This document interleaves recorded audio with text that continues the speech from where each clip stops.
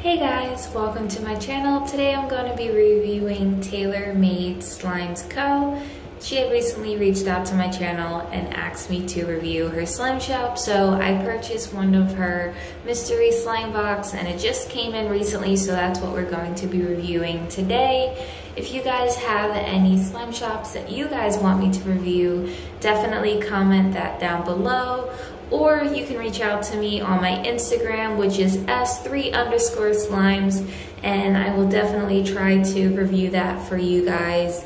Definitely have not been as active as I would have liked to, but I'm definitely trying to get back to it and posting videos that I love to do. So without further ado, let's just jump into this video and get on with the slime review. So first thing that came inside the package was the extras, and first we got some Christmas Fimo slices, and then we got a little baggie of borax, and then it came with two stamps. One was a spider stamp and the other one was a witch stamp, and then it came with a little bouncy ball which rolled away, and then a little camera sticker. Oh, and I forgot to mention that this whole box was $20 exactly, with